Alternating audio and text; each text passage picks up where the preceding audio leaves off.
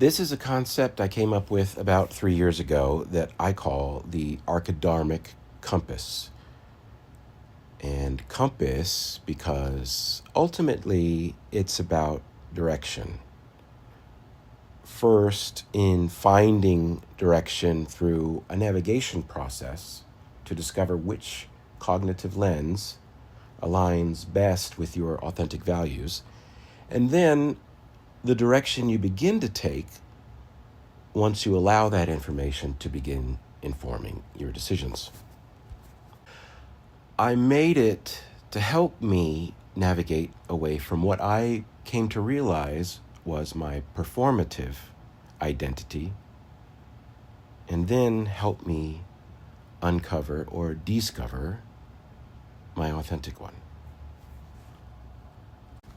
It incorporates aspects of Carl Jung's archetypes, the idea that there are certain universal patterns of thought that can be organized into categories, and the concept of Dharma, the idea that everyone has an inherent path in their current incarnation. And I want to clarify, finding your most authentic identity isn't about confining yourself to a narrow set of behavioral parameters. It's about acknowledging and honoring your unique identity. Because once you're able to do that, there's this whole internal support system mechanic that comes into play, that those who are fortunate enough to remain true to their authentic identity kind of take for granted, while many who struggle with identity have never had access to. Our physiology rewards us with fulfillment when we live authentically. So first, I want to offer a common example for why someone might essentially replace their authentic identity with a performative one. Some children have to sacrifice their authentic identity to feel safe in their environment because there's this constant threat of abandonment looming over them. So they enter into this exercise of micro-adjusting their behaviors with each abusive encounter because they think that doing this will help make their exchanges with their parents less dangerous, or at least tolerable. And because the adjustments are gradual, there's no fixed reference point for when we changed, and so we don't really remember doing it. It's not until we get older and start experiencing things like elevated frustration, this sense that the universe is actively working against us, and this general feeling of aimlessness or hopelessness, all of which are symptoms of being perpetually starved of fulfillment, that we begin to suspect we're not on the correct path. And we start to question when and where we diverged from that path. We enter into a crisis of identity or ego. Just a really quick word about authenticity before we get into how the compass works. In this context, authenticity is not some universal ideal, but something that is unique to the individual. It works with the belief system that as we emerge from our last incarnation, with access to all the masteries we've gained in our collection of previous lives, we stand at this nexus where we decide what energy we want to direct us in this new life.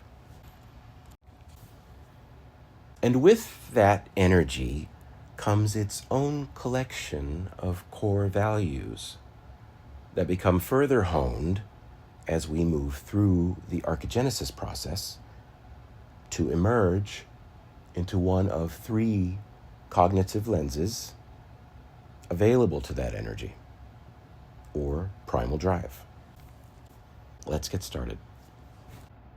The dark tentacles that cradle this compass are meant to represent Jung's concept of the collective unconscious, in which our archetypal blueprint resides. It's not available to us consciously. Our archetype is only available to us through things like instinct, random thought, and dreams. But we can track indicators of our archetype through analysis of our desires, certain pre-attentive processes like hunches and intuition, and even those experiences that we find ourselves purposely gravitating toward.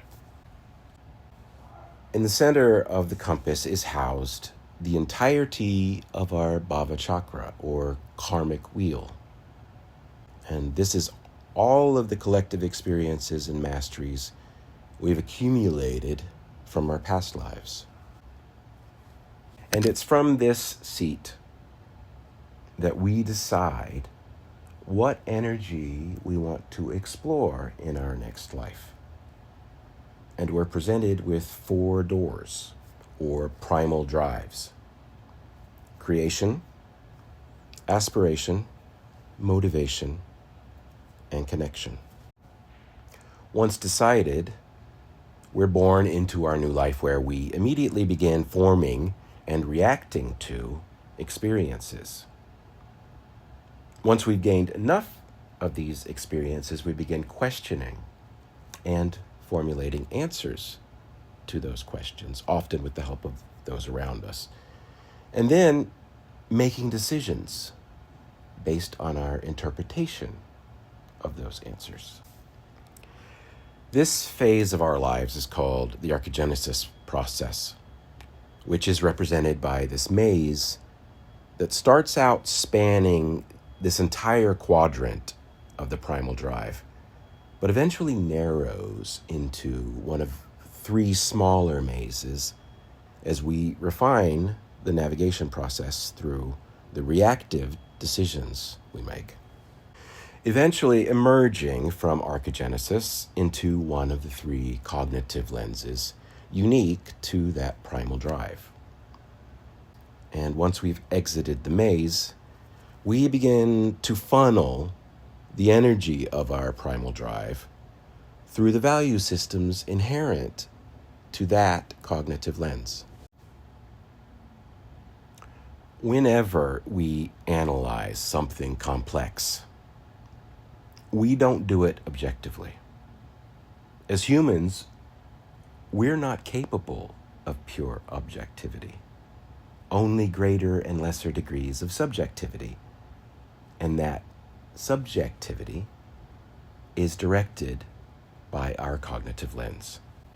And each lens is associated with an archetype, which represents the subjective pattern of thought your cognitive lens forms, which influences your values, desires, and behavior. So within this conceptual framework, this is how our authentic blueprint is created. Unfortunately, there are experiences that can result in our conscious minds actively sabotaging our natural connection to this authentic self, and installing instead a protective, or what's referred to as a performative identity, in its place. An identity that was created through a process of countless small adaptations to make ourselves more appealing to our parents, so they didn't abandon us to fend for ourselves. But this performative identity does not provide us with fulfillment. If you suspect you're not in alignment with your most authentic self, and you want to test out that theory, take notice of those things you feel should provide you with a sense of pride and accomplishment that aren't. Question that. Bring awareness to those experiences that you gravitate toward, and without judgment, because chances are shame that your parents wouldn't approve is what drove you off your path to begin with. Maybe these things you're compelled to explore are not indulgences. You only think of them that way because you had to deny them to survive. But you are no longer that child at risk of being left on the curb. So again, this is just a conceptual framework to help you imagine how an identity is formed and a subjective pattern of thought can pilot your journey. And whether or not you feel like you're someone who has adopted a performative identity, you can still use this compass to get a sense of how there's such a variety of values and desires in the world. And see if you can locate where your own seem to come from on this compass. Once you have a reasonable idea of which cognitive lens and archetype you resonate most with, you may want to compare your values and desires against that archetype and notice if you feel unsettled in any way.